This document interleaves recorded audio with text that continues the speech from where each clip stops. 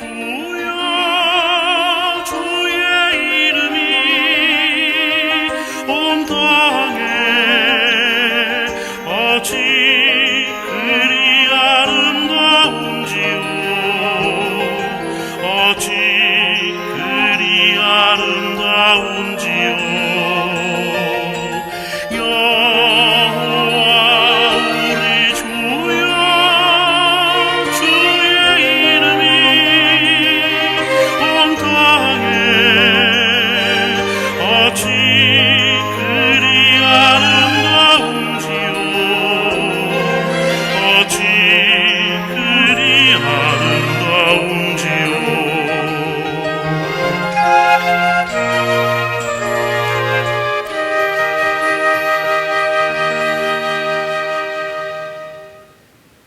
멋지죠? 예, 경이로운 세상, 원더풀 월드에 오신 것을 환영합니다. 그럼 서로 한번 인사해 주시겠습니까? 환영합니다. 환영합니다. 여러분, 커피 좋아하시는 분들 많죠? 커피 한잔 해야 되겠다 하는 생각이 들 때가 언제입니까? 일해야 되는데 집중이 필요할 때. 가장 간절할 때는요, 고속도로에서 운전하는데 자꾸 졸려서 서둘러 휴게실 들러 종이컵에 커피를 받아서 다시 차에 앉아서 시동을 겁니다. 그런데 그때 원하는 것은요, 커피가 아니고 카페인입니다. 커피와 카페인, 그게 그거 아닌가요? 아니에요. 커피에는 카페인이 포함되지만 카페인은 커피가 아닙니다. 피곤하니까 커피가 필요해 할 때는 카페인을 주입해야 된다는 말입니다. 커피 한잔 하실래요? 라는 말은 여유를 갖자는 말입니다. 나는 당신과 얘기하고 싶다, 당신과 함께하는 시간이 좋다는 말입니다. 카페인은 종이컵에 담아 마셔도 되지만 저는 커피는 그렇게 하기 싫어요. 그래서 예쁜 잔을 좋아하는 편인데, 이 잔은 제가 아주 사랑하는 잔입니다. 자랑하려고 가져왔는데 반 고흐의 아몬드 나무라고 하는 그림을 잔으로 만들었어요. 반 고흐는요, 지금은 세계에서 가장 유명한 화가지만 살아 있을 때는 누구도 그 그림을 인정해 주지 않았습니다. 딱 한 사람, 테오 동생이 인정하고 지지하고 후원까지 해 주었습니다. 그 동생에게 아들이 태어났다는 소식을 듣고 병원에 입원해 있던 고흐가 그 답답한 상황에서 이 아름답게 아몬드 나무를 그려서 선물로 편지와 함께 보냈습니다. 이 안에 있는 이야기와 함께 커피 마시는 거 좋아하고요.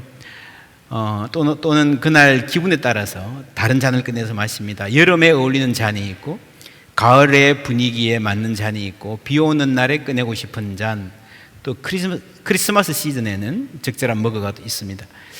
카페인을 담은 종이컵은 곧 쓰레기통에 버려지지만 커피를 마신 후 이 잔은 찬장에 고이 모셔놓습니다.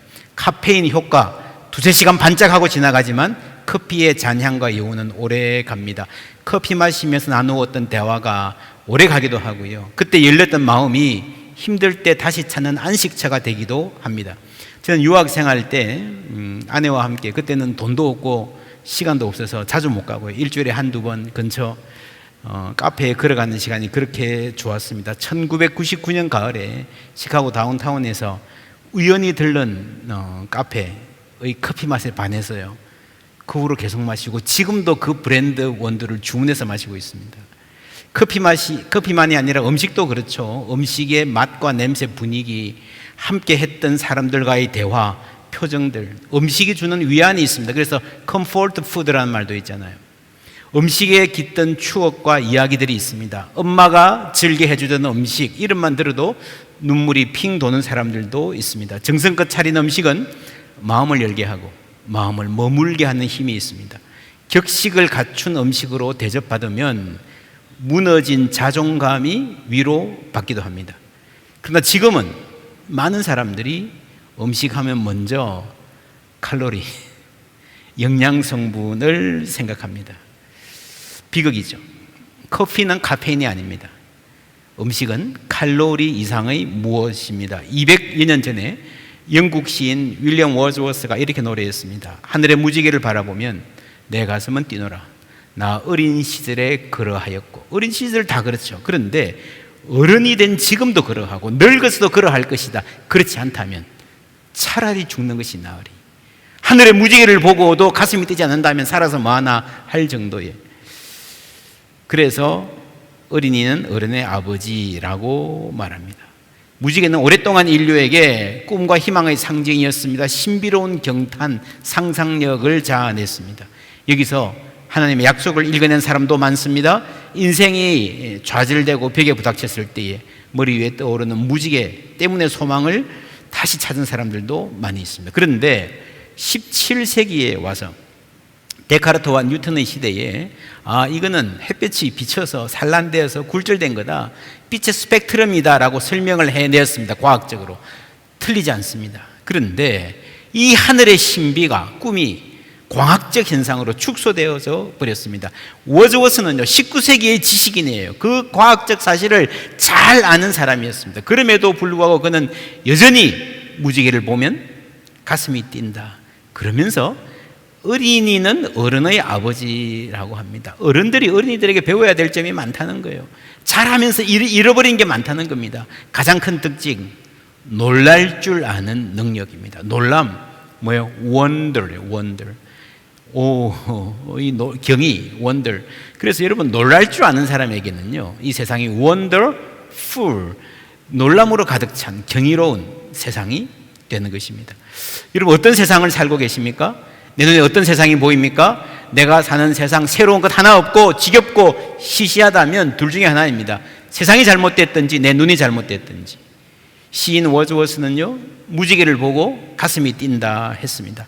만약에 그렇지 않다면 차라리 죽는 것이 낫다. 여러분 경의를 잃는 것은요 영혼이 시들어가는 것입니다. 오늘날의 과학은 힘을 다해서 인간의 생활을 개선하려 했지만 반면에 있는 힘을 다해서 세상을 시시하게 만들고 우리의 마음을, 삶을 메마르게 만들고 있는지도 모릅니다. C.S. 루이스 옥스퍼드 대학 교수, 영문학자였죠. 나니아 연대기에 그 중에 새벽 출정 후의 항해에 보면 이런 장면이 나와요. 아이들이 라만두라는 노인을 만났는데 나는 별이야, 쉬고 있는 별이야 라고 자기를 소개합니다. 그러자 유스터스라는 아이가요 따집니다. 아니에요, 우리 세계에서 별은 거대한 불타는 가스 덩어리예요. 과학 시간에 그렇게 배웠어요. 노인이 대답해요. 얘야, 너희 세계에서도 그것은 별이 무엇으로 만들어졌는가일 뿐 별이 무엇인가는 아니란다. 여러분 인간이 무엇으로 만들어졌습니까? 단백질 덩어리 맞습니까? 그 이상의 의미가 있잖아요.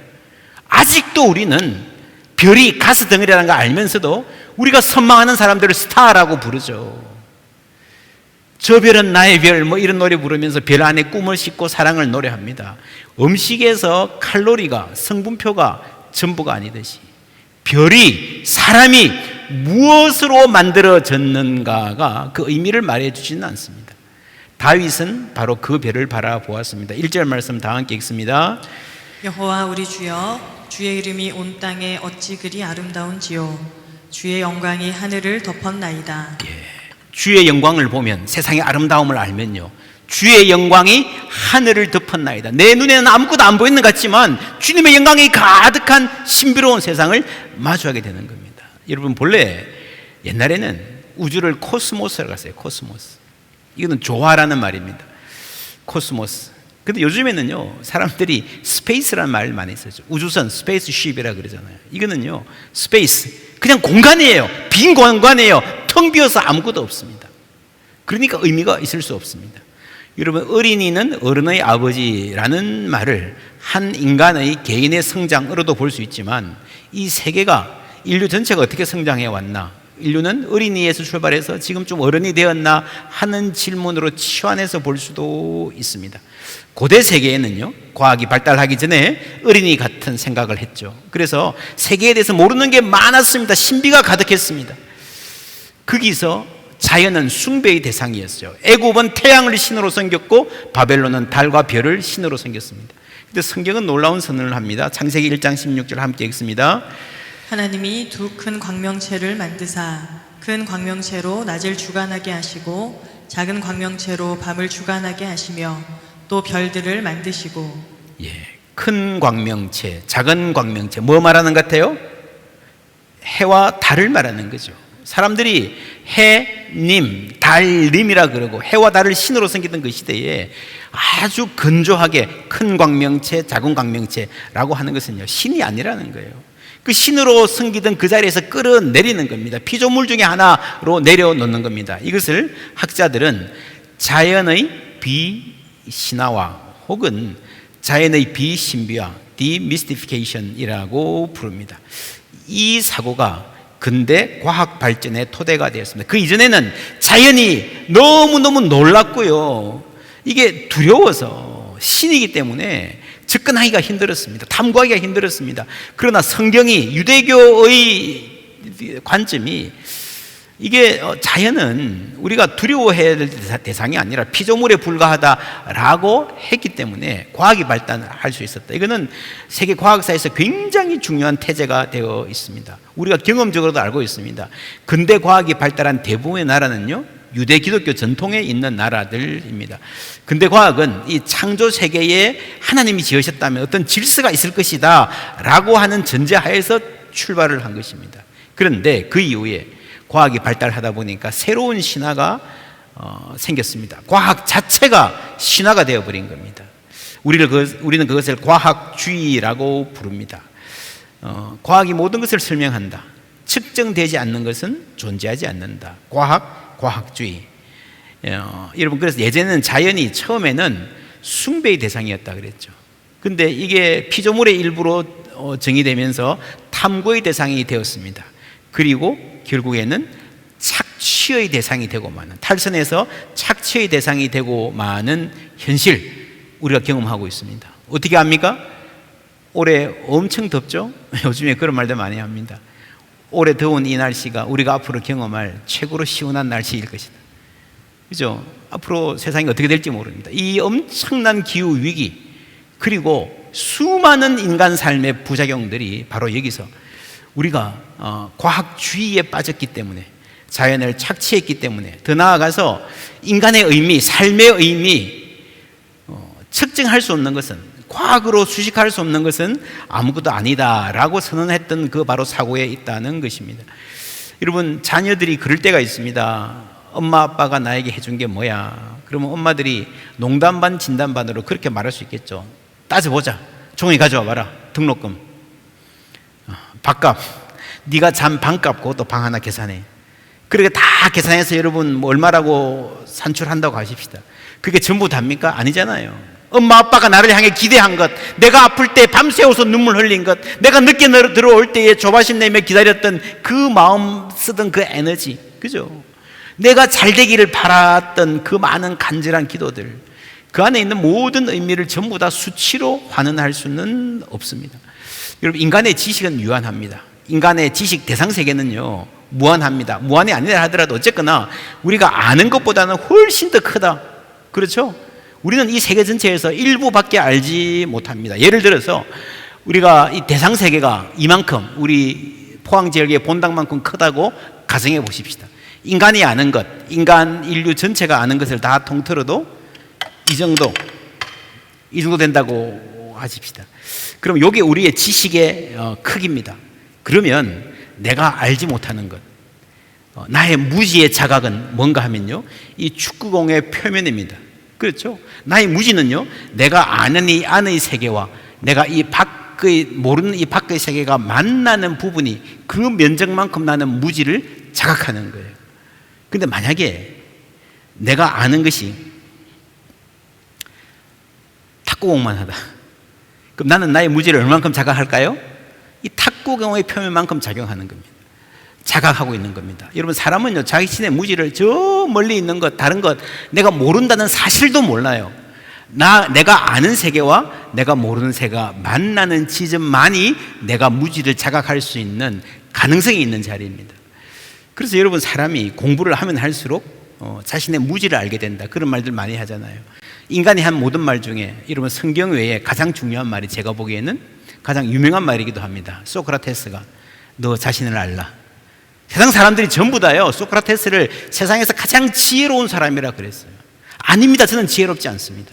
자꾸 그러니까 생각을 해봤어요. 아, 제가 다른 사람보다 더 지혜로운 면이 있다면 나는 나 자신의 무지를 알고 있기 때문입니다. 내가 뭘 모른다는 사실을 알고 있기 때문일 겁니다 라고 했던 말이 바로 너 자신을 알아야 된다라는 말이 있어요. 여러분, 동양에서도 그런 말 있는 거 아십니까? 벼는 익을수록 뭐라고요? 고개를 숙인다. 그러니까 탁구공 하나만큼 아는 사람은요, 정말 자신의 무지에 대해서 무지하고 뭐든지 다 아는 것처럼 말하게 되어 있다라는 겁니다. 여러분, 과학주의가 왜 문제인가 하면은 지식의 양은 그렇게 크지 않은데 속도가 문제예요. 속도가. 여러분, 인류 역사 속에 수천 년 동안 지식은 굉장히 완만하게 성장했습니다. 17, 18세기 과학 발전 이후로 꽤 가파르게 올라갔거든요. 그 속도에 취한 거예요. 그러면서 우리가 이제 조금만 더, 몇 발만 더 나가면 인간이 모든 것을 정복할 수 있을 것이다라는 생각을 했습니다. 그게 꿈이었죠. 세계 1, 2차 대전을 통해서 완전히 깨어졌습니다. 그러니까 다시 그림을 보시면요, 어린이 세계에서 어른의 세계로 돌입한 것이 아니라 인류는 과학이 많이 발달하면서 이 어린이 세계를 겨우 벗어난 사춘기쯤에 와 있다고 볼 수 있습니다. 사춘기의 특징이 뭐예요? 교만하죠. 중2, 여러분 얼마나 똑똑하고 잘났습니까? 다 알아요. 엄마 아빠가 뭘 알아 그러잖아요. 이거죠. 이제 엄마 아빠 없어도 나는 다 할 수 있어 라고 말합니다. 중2의 특징입니다. 사춘기. 그렇죠. 그러면서 벽에 부닥치면 아빠한테 전화해서 도와주세요, 큰일 났어요 그러잖아요. 미국에서 오랫동안 1960년대일 겁니다. 공립학교에서 기도하는 것을 완전히 금지했습니다. 그런데 법으로 금지했는데 이게 가끔씩 살아나요. 예를 들면 언젠가 하면은 9/11 이후에 다들 이게 안 되니까, 충격을 받으니까 기도할 수밖에 없는 상황이 된 겁니다. 그래서 인간은 하나님 없이 살 수도 있다라고 하는 사춘기에 돌입한 것 같습니다. 그리고 여러분, 사람들이 자연을 탐구하기 시작하면서, 착취하기 시작하면서, 예전에는 자연은 심지어 Mother Nature, 어머니 자연이라는 말도 하고요, 자연이 동반의 관계였어요. 혹은 신비의 대상이었어요. 그러나 이제는 사람들이 자연을 도구 상자처럼 봅니다. 도구 상자에서 필요한 도구 꺼내 쓰잖아요. 망치가 필요하면 망치 꺼내 쓰고, 드라이버가 필요할 때에 드라이버를 꺼내 쓰듯이 사람들은 자연에서 물을 끌어와서 수력 발전을 하고, 석유를 캐내와서 자동차를 돌리고, 그죠? 소 가죽에서 뭘 빼가지고 화장품 만들고, 히토류 빼가지고 반도체 만들고, 그렇게 살아갑니다. 그래서 지금 인류에게 자연은 동반관계가 아니라 도구 상자입니다. 무엇을 어떻게 이용할까라고 하는 도구로 자연이 전락해 버렸습니다. 나아가서 하나님도 그렇게 보는 것 같지 않아요? 하나님이 도구 상자예요. 내가 힘들어, 위로가 필요해, 예배하면서 힐링 받고 싶어요. 그렇죠? 나에게 지혜가 필요해, 지혜 주세요. 내가 아파요, 고쳐주세요. 나 남자친구 있게 해주세요. 여러분, 하나님이 내가 필요한 무엇을 채워주는 도구 상자로 전락해버린 오늘의 모습 생각해 볼 수 있습니다. 나아가서 다른 사람들도 도구로 봅니다. 그렇죠? 저 사람을 만나서 사귀어 놓으면 나한테 도움이 되지 않을까? 어떤 면에서 도움이 될까? 그래서 줄자로 재듯이 다른 사람의 스펙, 이용 가능성 제고, 현미경으로 다른 사람을 분석하면서 돋보기로 들여다보면서 나에게 얼마나 도움이 될까라고 인간관계를 맺어가는, 정리하면 도구 상자, 자연도 도구가 되고 하나님도 도구가 되고, 그리고 다른 사람들도 도구가 되는 시대가 되어 버려서 마침내는 이 사고에 살면서 나 자신도 그렇게 보는 경향이 생겼습니다. 요즘에 여러분 취직하기가 너무 힘들었어요. 취준생 여러분들의 삶에 어떤 장면, TV나 드라마, 영화 같은 거 보면은 인터뷰, 뭐라 그러죠? 면접, 취업 면접 장면이 굉장히 중요하게 부각이 되어 있습니다. 최고 좋은 옷 미리 준비해서 연습해서 가서 앉아 있는데, 앞에 이제 50대 부장이, 느끼하게 생긴 부장님이 돋보기 쓰고 이렇게 앉아 있습니다. 돋보기 밑으로 뭘 봐요? 내 이력서, 내 스펙을 보면서 내 얼굴을 계속 왔다 갔다 봅니다. 그러니까 이 서류로 나를 평가하는 거죠. 나를 인간으로 만나는 것이 아니라. 그 순간 그렇죠? 이 서류를 통해서 내가 어떻게 보일까 하는 것이 지금 젊은이들에게 굉장히 중요한 삶의 어떤 기준점이 되어 있어서 그게 나의 영향을 미치죠. 물론 앞으로는요, 이 돋보기도 사라질 가능성이 많습니다. 여러분 스마트 안경 아십니까?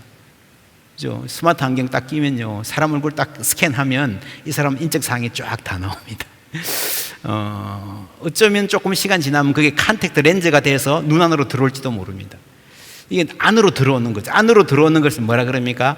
내재화, 인터널라이즈 된다 그러죠. 여러분, 사람을 보는 시각 자체가 인터널라이즈 됩니다. 그러니까 내가 취직을 해야 돼서 인터뷰 장면이 내 인생의 중요한 취업 면접이라 그러면 그때의 기준이 내가 나를 보는 기준이 된다는 거죠. 고등학생이 학교에서 선생님을 만날 때 선생님이 나를 볼 때 나와 선생님 사이에 성적표가 들어있다는 걸 다 압니다. 얘는 해봐야 안 돼 라고 하는 마음으로 선생님이 나를 대한다는 걸 아이들이 안다라고 하는 거죠. 그래서 그러한 쓸모로 가성비로 세상을 평가하는 이 세상 한복판에서 우리가 어떻게 살 것인가. 시편 8편 4절 말씀 함께 읽습니다. 사람이 무엇이기에 주께서 그를 생각하시며 인자가 무엇이기에 주께서 그를 돌보시나이까. 예, 사람이 무엇이기에, 그 다음 슬라이드 보여주세요. 인자가 무엇이기에 무슨 말입니까? 객관적인 쓸모로 생각하면요, 내가 무슨 쓸모가 있기에라는 말입니다. 내가 가진 것으로 나 자신의 가치를 증명하려고 보면요, 내가 별거 아니다. 이 광대한 우주 속에서 하나님 앞에서 별거 아니라는 걸 아는 거예요. 그러나 늘 존재는 쓸모보다 더 큽니다. 우리가 하나님이 나를 생각하시고 아신다는 사실을 알면요, 내가 세상에서 받는 평가, 세상이 나를 바라보는 것 차갑고 냉혹한 시선, 그 이상의 존귀함이 하나님 때문에 나에게 있다는 것을 우리가 알게 되는 것입니다.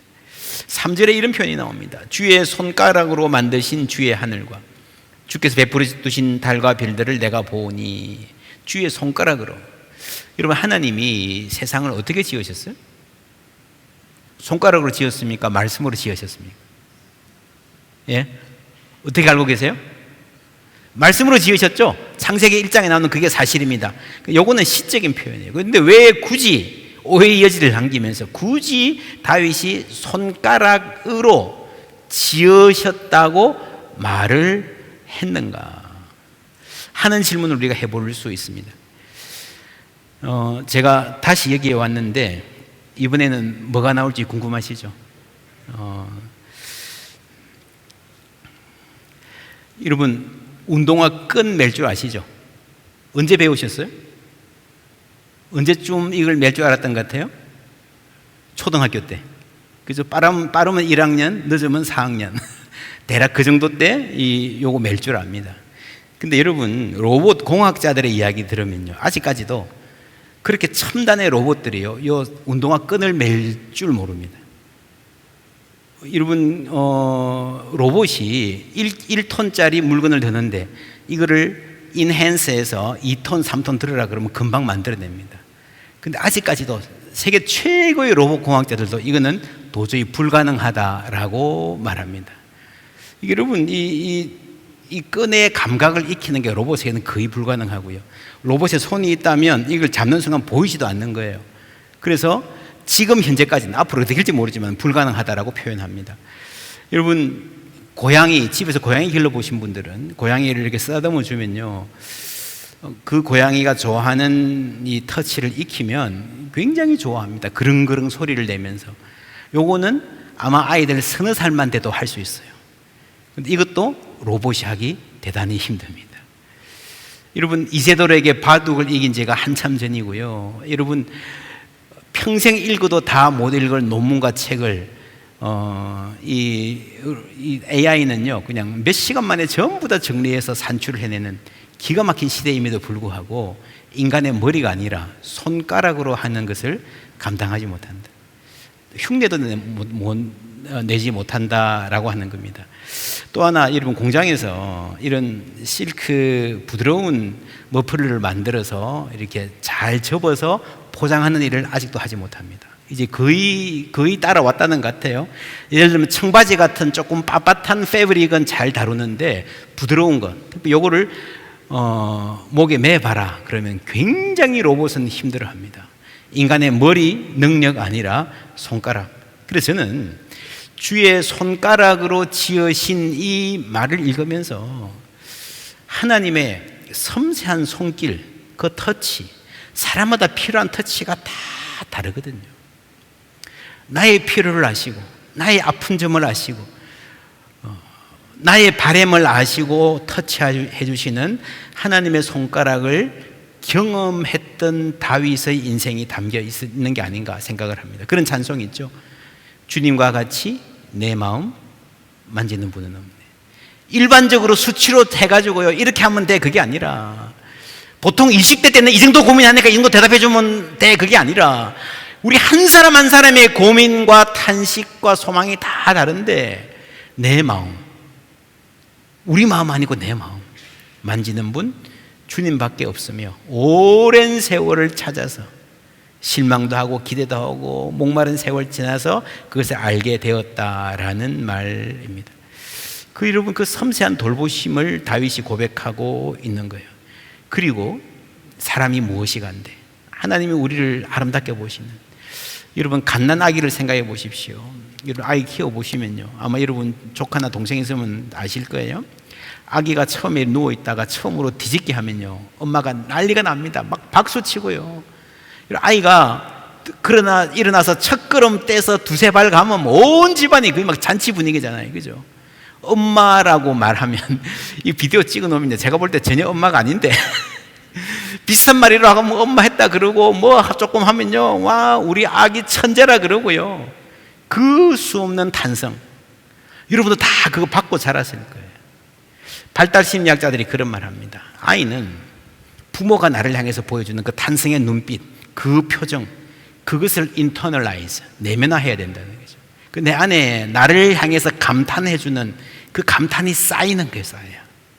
그래야 그것이 내가 나를 존중하는 자기 존중의 근거가 되는 거예요. 그 사람이 다른 사람도 존중할 수가 있다는 겁니다. 그래서 여러분 선생님들이 감탄을 해주는 선생님이 가장 좋은 선생님입니다. 칭찬도 좋지만 감탄, wonder, admire, 영혼을 살립니다. 그래서 양육자는 칭찬의 기술을 넘어서 열린 마음으로 존재의 아름다움을 탐색할 줄 아는 능력, 사람을 보고 감탄하는 능력. 이 학생이 내가 볼 때 시시해 보여도요 이 학생 안에 하나님의 형상이 있고 학생이 더듬거리고 헤매는 순간에도 여전히 아름다움이 있고 그 안에 가능성이 있음을 알고 놀랄 줄 알고 감탄해 줄 줄 아는 선생님이 있다면요 그 학생은 여러분 살아날 수 있습니다. 회복될 수 있습니다. 그리고 상대의 말에 진정으로 귀를 기울이는 돌봄 가득한 경청, careful listening 을 할 수 있다면 우리는 감탄의 사람으로 자라갈 수가 있습니다. 그래서 학생과 선생 사이에 성적표가 있지 않고 감탄이 있다면, 너와 나 사이에 세상의 스펙이 있지 않고 감탄이 있다면 우리는 정말 멋지게 살 수 있습니다. 감탄 받아본 사람이 감탄할 줄 알고, 존귀히 여김을 받아본 사람이 남을 존귀히 여길 수 있습니다. 하나님이 사람을 향해서 감탄하셨잖아요. 그렇죠? 보시기에 좋았더라. 여러분 보시고 하나님이 보시기에 좋았더라 하고 계신 줄 믿습니다. 그 감탄, 하나님의 흥분, 하나님의 설레임, 여러분 그것을 알면요 우리 안에 감탄이 쌓여가는 거예요. 그것으로서 이웃을 사랑하고 세상을 도구로 사용하지 않는 겁니다. 특별히 여러분 젊은 사람들이 어떻게 보면 나이들은 5, 60대 아줌마들보다 요즘 20, 30대들이 더 감탄을 잘 못합니다. 왜요? 쿨한 척 하느라고. 그죠? 내가 뭘 보고 야 좋다, 맛있다, 뭐 예쁘다 그러면요 쟤는 굉장히 취향이 저렴해 이런 느낌을 받잖아요. 그죠? 그래서 뭔가 이렇게 내 취향이 고급스러움을 나타내기 위해서 좀 감탄을 일부러 아끼는 경향이 있는 거 아닌가, 이런 거 한번 생각해 보세요. 그냥 여러분 좋으면 좋다 그러면 됩니다. 이쁘면 예쁘다, 맛있으면 맛있다 그러면서 감탄의 능력을 키워가는 거예요. 예수님 그런 말씀하셨습니다. 마태복음 7장 2절 다 같이 읽습니다. 너희가 비판하는 그 비판으로 너희가 비판을 받을 것이요 너희가 헤아리는 그 헤아림으로 너희가 헤아림을 받을 것이니라. 예, 현대어로 옮긴다면 당신이 다른 사람을 향해서 날카로운 분석의 칼날을 들이댄다면 그 칼날은 당신에게도 향할 것이다. 분석하고 헤아리는 그 헤아림으로 똑같은 기준으로 똑같은 태도로 나도 헤아림을 받을 것이다. 바꾸어 말하면 감탄하라, 감탄 받을 것이라. 여러분, 철학자들도 이걸 알고 있었습니다. 플라톤 아시죠? 서양 철학 전체의 문을 연 사람이라 볼 수 있는데 이분이 이런 말 했어요. 놀라움이야말로 철학자의 마음이며 철학은 놀라움에서 시작된다. 여러분, 똑같은 걸 봐도요, 똑같은 걸 먹어도요, 똑같은 설교를 들어 어떤 사람은 놀랍니다. 야! 라고 의식의 균열이 생기는 거예요. 그래서 예수님은 이것을 위해서 세상에 오셨습니다. 마가복음 1장에 보면요, 그들이 가버나움에 들어가니라 예수께서 곧 안식일에 회당에 들어가 가르치심에 무사람이 그의 교훈에 뭐라고요? 논란이. 예수님이 딱 처음 가르치실 때에 예, 믿습니다, 아멘, 저도 그렇게 살겠습니다 라고 하지 않았어요. 그냥 놀랬어요. 거기서 시작되는 거예요. 여러분, 설교 한번 듣고 인생관 전체를 바로 안 바꿔도 됩니다. 그냥 놀랄 수 있는 능력이 있다면요, 그 사람은 달라질 수 있어요. 27절에 보면요, 다 놀라 서로 물어 이르되. 놀람과 놀람의 연속입니다. 예수님은 우리에게 놀래키러 오신 거예요. 감탄하러 오신 거예요. 우리의 기존의 딱딱한 마음, 메마른 시각을 균열내러 오시고 그 안에서 진리가 자라가는 겁니다. 그러면서 감탄할 수 있는 사람으로, 나도 감탄받는 사람으로 만들어 가시는 겁니다. 시편 8편 1절에 보면요, 여호와 우리 주여 주의 이름이 온 땅에 어찌 그리 아름다운지요 라고 시작했습니다. 마지막 9절 함께 읽습니다.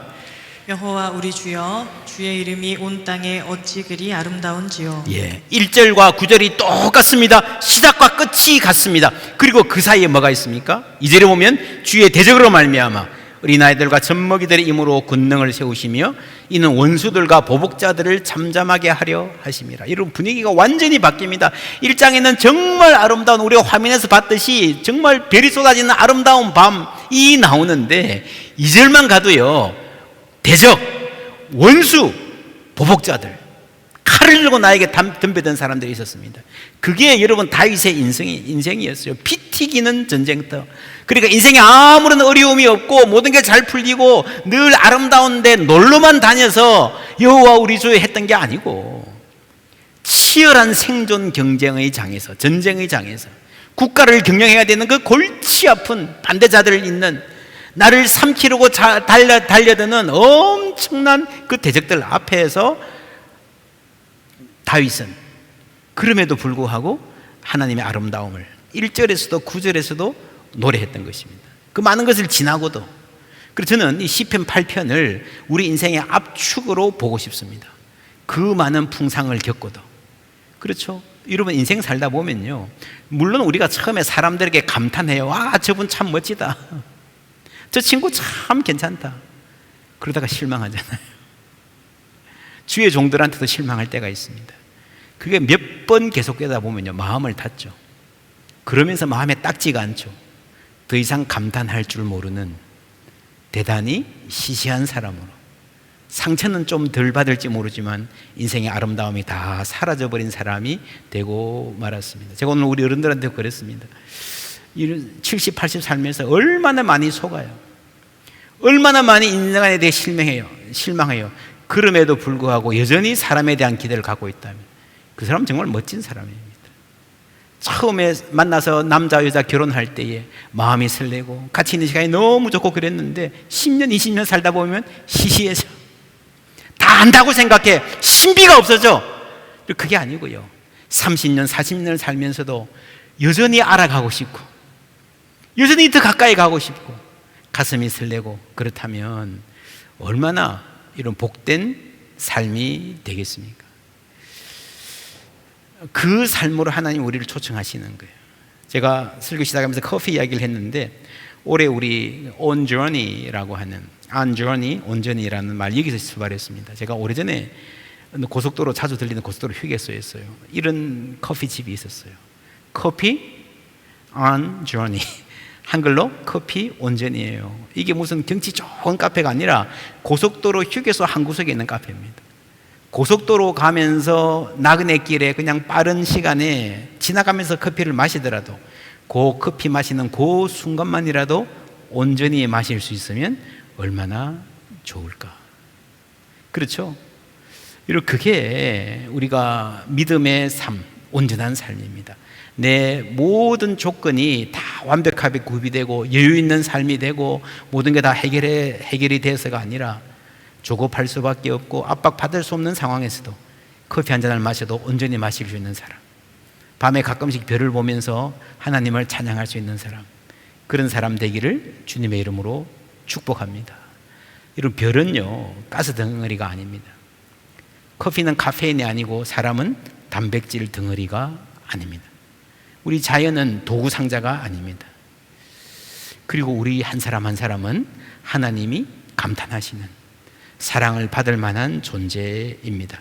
그것을 알 때에 우리가 살아가는 삶이 원더풀 월드가 됩니다. 그리고 그 삶이 meaningful life, 그리고 그런 사람이 graceful, 은혜에 가득한 관계로 자라갈 수 있습니다. 우리 교회에서는 이렇게 3주 동안 설교하고요, 건너서 8월을 건너서 9월 한 달 동안에 careful listening, 이러한 심성을 바탕으로 우리가 이웃들 한 사람 한 사람을 어떻게 돌봄 가득한, carefully 주의 깊은 이런 말이잖아요. 풀었으면 돌봄 가득하다, careful하다. 그래서 그런 마음을 좀 가졌으면 좋겠습니다. 우리의 눈이 바뀌고 우리의 귀가 열리고 우리의 마음이 바뀌고, 그래서 같은 세상을 살아가지만 여전히 압박이 많고 여전히 취업해야 되고 여전히 세상은 나를 평가하려고 칼날을 들이대지만 그러한 가운데 살면서도 나의 존귀함, 이웃의 소중함, 하나님의 아름다움을 아는 원더풀 월드를 살아가는 우리 모두 되기를 예수님의 이름으로 축복합니다.